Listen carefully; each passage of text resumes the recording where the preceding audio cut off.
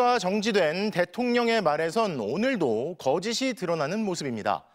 12.3 내란 사태 당시 국회 장악과 정치인 체포 등을 위해 1,500여 명의 군인이 동원됐다는 사실이 경찰 수사 결과 드러났습니다. 군과 경찰 수뇌부, 또 정부 국무위원들을 상대로 조사를 이어가고 있는 경찰 역시 내란 수괴 혐의를 받는 피의자에 대해 곧 소환을 통보할 것으로 보이는데요. 국가수사본부를 연결합니다. 조건희 기자, 알려졌던 것보다 실제로는 투입된 군인들이 더 많았던 거군요.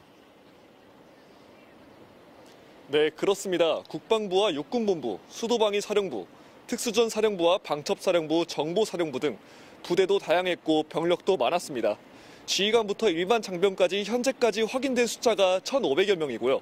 조사 상황에 따라 더 늘어날 가능성이 있다고 봐야 할 것 같습니다. 윤석열 대통령은 앞서 대국민 담화에서 질서 유지에 필요한 소수의 병력만 투입했다고 주장했는데 이게 거짓으로 드러난 겁니다.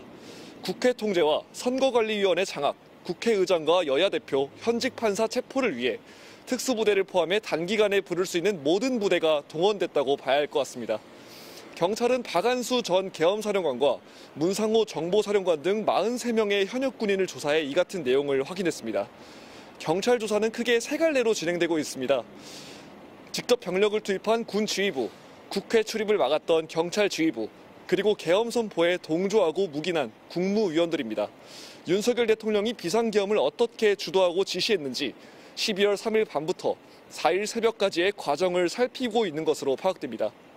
당시 국무회의에 참석했던 박성재 법무부 장관과 송미령 농축산식품부 장관도 일단 참고인으로 조사를 받은 것으로 알려졌고요.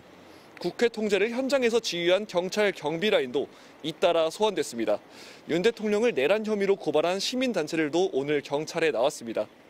지시를 받고 실행한 내란의 중요 임무 종사자들에 대한 조사가 속도를 내고 있는 만큼 경찰도 이제 곧 내란의 우두머리인 윤 대통령에 대한 소환을 통보할 것으로 보입니다. 경찰은 앞서 소환에 응하지 않는다면 체포영장도 검토하고 있다고 말했습니다. 지금까지 경찰청 국가수사본부에서 MBC 뉴스 조건입니다.